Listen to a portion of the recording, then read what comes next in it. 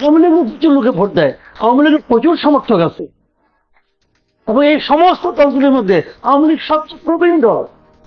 আওয়ামী লীগের শিকড় অনেক, আমি মাঝে মাঝে একটা কথা বলি শোনেন, আওয়ামী লীগ ভাই পাট গাছ না, নিশ্চয় টান তুলেন ফলাই দিলেন। আওয়ামী লীগ বট গাছ।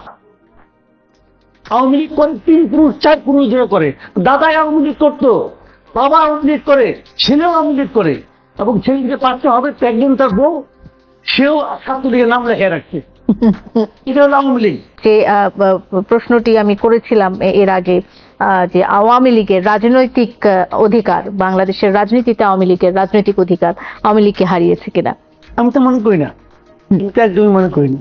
রাজনীতির অধিকার সবারই আছে, সবাই রাজনীতি করবে, এবং যদি কেউ কোনো রকম অন্যায় করে থাকে, যদি কেউ কোনো নৃশংসতা করে থাকে, যদি কেউ আইন বিরোধী কোনো কাজ করে থাকে, ফৌজদারি অপরাধ করে থাকে, তাকে তার জন্য ফৌজদারি আইন আছে, সেই আইনে তার বিচার হবে। কিন্তু একটা পলিটিক্যাল পার্টিকে আপনি নিষিদ্ধ করতে পারেন না। আমি কোনো পলিটিক্যাল পার্টিকে নিষিদ্ধ করার পক্ষে না। আওয়ামী লীগ যখন জামাতকে নিষিদ্ধ করলো, আমি তার পক্ষে ছিলাম না। আওয়ামী লীগ যখন হিজবুত তাহরিরকে নিষিদ্ধ করলো, আমি তার পক্ষে না। আমি মনে করি নিষিদ্ধ করলে পরে সেই দলকে আবার শক্তিশালী করা হয়। জামাতকে আওয়ামী লীগ নিষিদ্ধ করার জন্য, জামাত কিন্তু 15 বছর আওয়ামী লীগ দাঁড়াতেই দেয় নাই, দাঁড়াতেই দেয় না, তাদের অফিস খুঁটে দেয় নাই। ওদিকে জামাত ধ্বংস হয়ে গেছে, জামাত আরো স্ট্রং হয়েছে।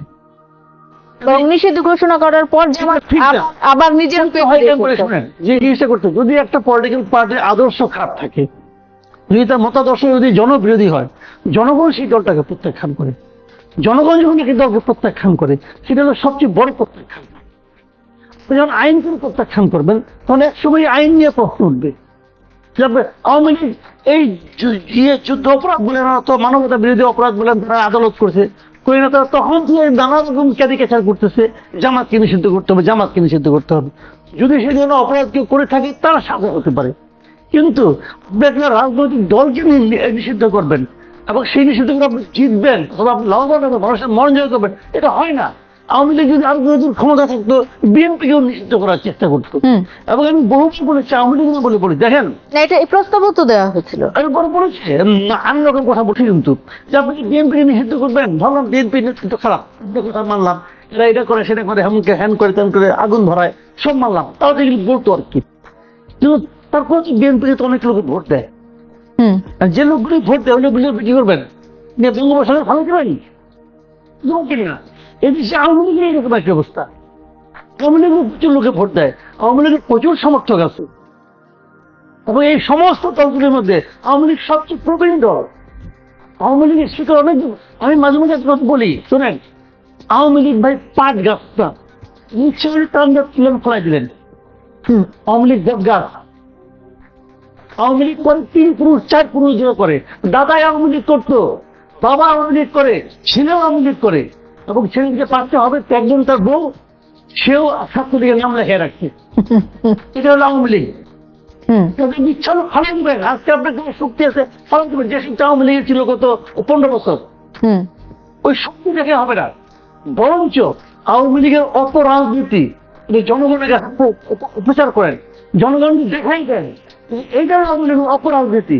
যদি জনগণ সেটিকে গ্রহণ করে, আওয়ামী লীগ একদিন পরিত্যক্ত দলে পরিণত হবে, যেমন নাকি মুসলিম লীগ হয়েছে, যেমন নাকি নিজামী ইসলাম পার্টি হয়েছে। জনগণ ত্যাগ করবে, সেটা হলো সবচেয়ে বড় ত্যাগ। ওইটাই করার জন্য জনগণকে মোটিভেট করেন। জাতীয় পার্টি কিংবা ওটাই কিন্তু খুবই সংকীর্ণ হয়ে গেছে, তীক্ষ্ণ হয়েছে, জনগণ প্রত্যাখ্যান করছে। তাদের যে কর্মকাণ্ড, তাদের যে দোদুল্যমানতা, তাদের যে মোশাহিদি, জনগণ প্রত্যাখ্যান করছে। নাই হয়ে যাবে, একদম নিশ্চিত হয়ে যাবে যদি তারা তাদের এই রাখে। তো আমি সেটাই বলি যে আইন করে কোনো দলকে নিষিদ্ধ করাটা হলো এক ধরনের মূর্খতা। এটা আমার বিবেচনা, আমি বুঝি, আমি যে বুঝলাম সেটা বললাম। কিন্তু যদি জনগণ মনে করে দলকে আমরা রাখবো না, রাখবো না, জনগণ ভোট দিবে না। যখন করে কেউ ভোট রাখবে, তো সে এমনি নিশ্চিত হয়ে যাবে। আপনি বিরতির মধ্যে কমিশন গুলোর আপডেট দেখছিলেন। আমি দেখলাম এখানে এর মধ্যে অলরেডি কমিশন অলরেডি হয়েছে। একটা হলো আপনার নির্বাচন সংস্কার কমিশন। এই কমিশনের মেম্বারদের নাম যেগুলো দেখলাম, আমার কাছে মোটামুটি পছন্দ হয়েছে, কারণ এদের চিনি পেলে পছন্দ হয়েছে। আর আপনার পুলিশের যে কমিশনটা হয়েছে, 9 জন সদস্য আছে, ওটা আমার বেশি পছন্দ হয়েছে। কি না, ওদের কাউকে চিনি না, এখন আপনি বাংলা একটা প্রবাদ আছে হুম। যে ওগুলো কোনো লাভ হয় না, ওগুলো মানুষ খায় না। যেহেতু আমাকে বানানোর চেষ্টা করে পাকিস্তানের চর, এগুলো হয় না, এগুলো করে তারা আস্থা করে নিক্ষিপ্ত হয়ে যায়। তো দল কিন্তু আপনি সহজে পারবেন না। আমি এক্সাম্পল বলি আপনাকে, যেমন ধরেন তুমি তো তখন বলি এই কোন লোক কতটা ভালো বুঝবেন কেন কিনা, হুম। যার সম্বন্ধে আপনি যত কম জানেন সে তত ভালো। হুম। তখন তো আপনি জানেন না, তো যার সম্বন্ধে আপনি জানেন না তাকে ভালো বলবেন। হুম। এবং খুবই আনফর্চুনেট যে পুলিশ কমিশন যেটা আছে, এই প্রথম নাম ঘোষণা করার আগে হুম। কাউকে আমি চিনতাম না। যিনি প্রধান ওনাকেও আমি চিনতাম না। ওনাকে খুব কষ্ট করে আমাকে অনেক লোকে অনেক কষ্ট করে চেনানোর চেষ্টা করছে হুম। যে উনি নাকি লতিফুর রহমান সাহেবের আমলে বেশ সুবিধাপ্রাপ্ত ছিলেন, তারপরে নাকি একসময় সচিব হয়েছিলেন, অতটা প্রচারে আসছেন না, উনি প্রথম জন আর কি। হুম। হুম। তারপরে আজকে 9 জনের নাম দেখুন ভাই কারো চিনি না। হুম। এটা তাহলে সুখের খবর। আমার ভালো বোধ হয়, তাহলে নিশ্চয়ই এরকম তো, তাহলে কি কেমন নিয়ে যাবে। অবশ্যই আমি ফিরবো। বিএনপির পক্ষ থেকে মাসুদ কামাল ভাই আপনার কাছেই যেতে চাই আলোচনাটা নিয়ে, যে বিএনপির পক্ষ থেকে এতদিনের নির্বাচনের আগে যে সংস্কারের রোড ম্যাপ সেটা চাওয়া হচ্ছিল। আমরা ভাবছিলাম যে 2007-এ বিএনপির একটা খুব তিক্ত অভিজ্ঞতা আছে, সেই তিক্ত অভিজ্ঞতা থেকে হয়তোবা বিএনপি ভাবছে যে হয়তোবা বিএনপিকে মাইনাস করার কোনো একটা ষড়যন্ত্র চলছে, কিংবা তারা সে আতঙ্কে আছে, তারা একটা রোড ম্যাপ পেলে পরে নিজেদের মতো করে নিজেদের দলগুলোকে গুছাতে পারে, নির্বাচনী প্রস্তুতি নিতে পারে, সংস্কারের রোড ম্যাপ চাই। আমরা আজকে দেখছি যে জামায়াতের আমিরের পক্ষ থেকেও নির্বাচনের আগে সংস্কারের রোড ম্যাপ চাওয়া হচ্ছে। মানে এই দুটো বিষয়কে কি রিলেট করা যায় কিনা? রোডম্যাপ চাওয়াটা তো কোনো অন্যায় না, যে কেউ রোডম্যাপ চাইতে পারে। কারণ আপনি আমাকে একটা বাসে উঠাই দিলেন, আমি আপনাকে জিজ্ঞাসা করবো না যে বাবু ভাই কোথায় যাবে, রাস্তায় কয় জায়গায় থামবে, আমি জিজ্ঞেস করবো না, তো সেভাবে প্রস্তুতি নিব। আপনার মনে করেন 6 ঘন্টার জার্নি, আমি কি জানতে চাইতে পারবো না? আর রাস্তায় কি আমাকে আপনি বাথরুম করার সুযোগ দেবেন, অথবা আমাকে আর খাবার সুযোগ দিবেন, আমি জিজ্ঞেস করবো না আপনাকে? তাহলে কি আমি এই 6-7 ঘন্টা না খেয়ে থাকবো নাকি? যদি রোডের মধ্যে রোডে উঠলে ম্যাপ লাগবে রে ভাই। এখন যদি কয় কেউ না আমারে বিশ্বাস করে উঠো, যৌক্তিক সময় তোমার আমি খাওয়াবো, যৌক্তিক সময় তোমার আমি নামাবো, এটি শুনলে কেউ বাসে উঠবো? কেউ উঠবো না। এখন আপনারা বাই চান্স বাসে উঠে পড়ছেন, বাসের ড্রাইভার হয়ে গেছেন, কন্ডাক্টর হয়ে গেছেন, সব কিছু আপনারা হয়ে গেছেন, বাপ মা হয়ে গেছেন, বাট জনগণ তো দেশের মধ্যে আছে, তাদের জানতে চাওয়াটা কোনো অন্যায় না। আর রাজনৈতিক দলগুলি কি এগুলোকে আকাশ থেকে পড়ছেন নাকি? কিন্তু জনগণ থেকেই আসে। জনগণের দাবিকে সামনে এগিয়ে জনগণের কথাটাই কিন্তু রাজনৈতিক দলগুলো তাদের মতো করে বলে। এক এক দল এক একটা জনগোষ্ঠী প্রতিনিধিত্ব করে, অথবা এক এক দল দেশটাকে এক একভাবে চালাতে চায়, তাদের একটা রাজনৈতিক আদর্শ আছে, তারা সেই আদর্শ নিয়ে জনগণের প্রতিনিধিত্ব করে। কিন্তু তারা কাজেই তারা যেটা বলছে এটা জনগণের কথা, জনগণের আপনি সম্মিলিত শব্দ তো আপনি শুনতে পারবেন না, এদের মাধ্যমে আপনাকে শুনতে হবে। সেক্ষেত্রে রোডম্যাপ চাওয়াটা কোনো অন্যায় না, রোডম্যাপ চাইতেই পারে।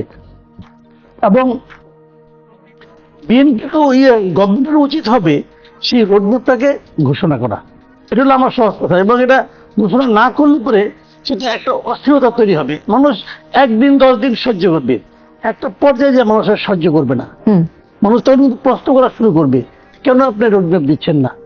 কারণ আপনার কিন্তু কোনো ম্যান্ডেট দেওয়া হয় নাই। আপনি বলছেন যে আমি 6টি জায়গায় সংস্কার করব, আপনি বলছেন যে আপনি বিপ্লবের মাধ্যমে উঠে আসছেন, এগুলি ঠিক আছে, একভাবে মানতে রাজি আছে, কারণ এত বড় একটা ঘটনা ঘটে গেছে, এত বড় একটা স্বৈরাচারী সরকারের পতন ঘটছে, তারপরে আপনার দায়িত্ব নিয়েছেন এবং দায়িত্ব নিয়ে আপনার বলেছেন যে আপনারা সংস্কার করবেন, এবং আগে সংস্কার পরে নির্বাচন, কেউ তো না করে নাই।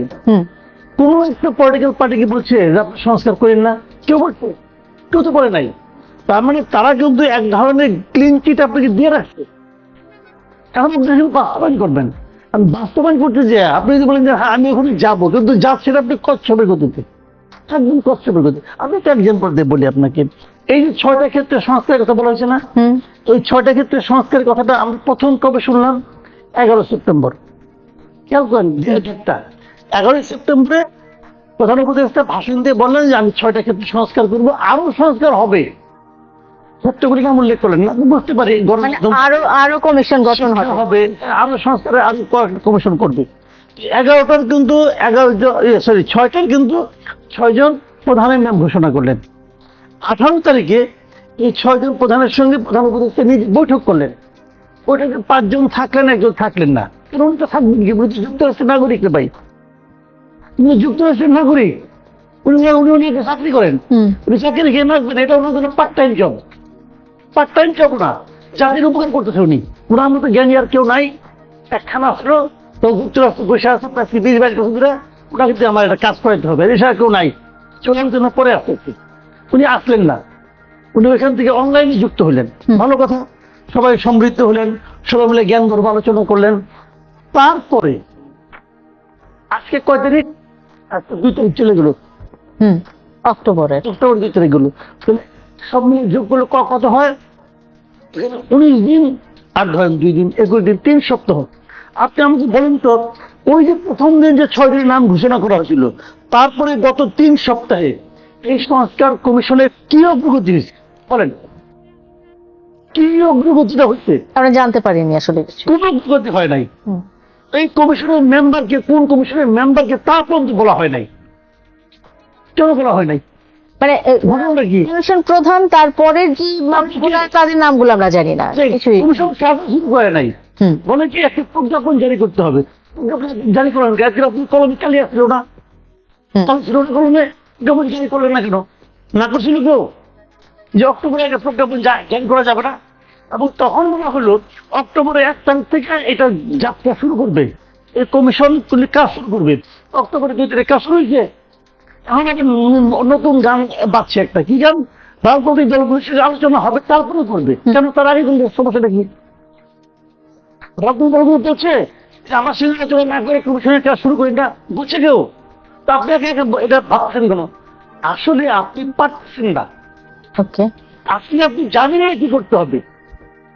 আসলে আপনার পাওয়ার কোনো আগ্রহ নাই, আপনি সময় সেতন করতেছেন। বাই চান্স তো পাইছেন, বাই চান্স সকালবেলা ঘুমিতে উঠে দেখেন যে আপনি মন্ত্রী হয়ে গেছেন। এই আরামের চাকরি, এই অবসরপ্রাপ্ত নাচতে আপনি শুনে খেলাধুলা করতেন, শুনে যে আপনি মন্ত্রী হয়ে গেছেন। বয়সে প্রাপ্তি কে সরের ভাই, আরামের চাকরি। হুম যতদিন থাকা যায়, basically you are wasting time. And হিসাবে কি, আপনি এই জাতির মানুষের কাছে নিজেদের বিরক্তি বাড়াচ্ছেন। হুম শোনেন, এই জাতিটা অদ্ভুত জাতি ভাই, এটা অদ্ভুত জাতি একটা। হ্যাঁ এখানে বৃষ্টি পড়লে মাটি নরম হয়ে যায়, তাপে মাটি রুহাতে শক্ত হয়ে যায়। এটা অদ্ভুত জাতির। ভালোবাসতে 1 মিনিট লাগে না, জিনিস থেকে ফেলে তো 2 মিনিট লাগে না। হুম কাজে মানুষ প্রতিদিন আপনি জাজ করতেছে, প্রতিদিন। আপনি যে মনে করেন, যখন আমি একটা উদাহরণ দিয়ে বলি আপনাকে, যে কোনো জরিপে যান, আমি কিছুদিন আগে একটা জরিপ করছি আমার চ্যানেলে, 57,000 লোক ভোট দিচ্ছে ভাই। সেই আপনি ঠিক 1 মাস আগে করছি। হুম সেখানে 46% লোক বলছে তারা এই সরকারকে 5 বছর সময় দিতে চায়। হুম 46% বলছে। হুম ঠিক গতকালকে আরেকটা জরিপ করছি, সেই জরিপে 8 ঘন্টায় লোকে ভোট দিচ্ছে 37,000। 8 ঘন্টায়, বেশি শেষের টাইম দেখি নাই। হুম। এই 8 ঘন্টায় ওই 46% ছিল, 5 বছর সময় দিতে চায়, ওইটা কমে আসে 27%। 1 মাসে প্রতিদিন কমতেছে। হুম কেন কমতেছে? মাসুদ কামাল ভাই, এটা এই জায়গাতে এসে আসলে যখন এই ধরনের প্রশ্নগুলো উঠবে এবং আপনাদের মতো স্বনামধন্য সাংবাদিকরা, বড় বড় ব্যক্তিত্বরা যখন এই বিষয়গুলো নিয়ে কথা বলবেন, তখনই কিন্তু সাধারণ মানুষের মনের মধ্যে এইটাই প্রশ্নের উদ্রেক হবে, আসলে কি মানে আগেই ভালো ছিলাম কিনা। অনেকে তো এইটা বলার জন্য বসে আছে যে আগেই কি তাইলে ভালো ছিলাম, এখন কি খারাপ আছি কিনা।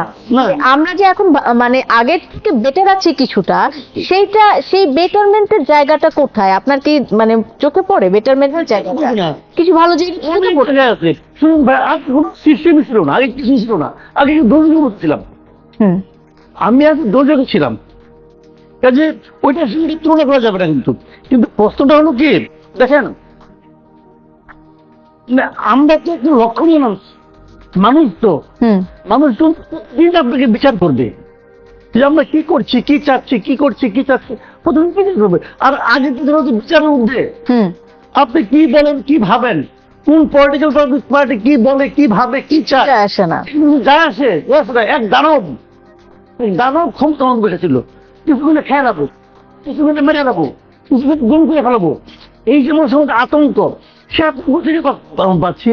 এবং সে আতঙ্ক থেকে বাঁচার জন্য কিন্তু ওই উপদেষ্টারা কোনো রকম শ্রম দেয় নাই, শ্রম কিন্তু সাধারণ মানুষ দিচ্ছে। সাধারণ মানুষ শ্রম দিয়ে তাদেরকে বলছে যে তোমরা আমাদের এই কাজ নেবে করে দাও। প্রথম তারা কিন্তু কাউকে চিন্তা, তারা চিন্তা করে এখান থেকে এই লোকগুলির মধ্যে তারা চিন্তিত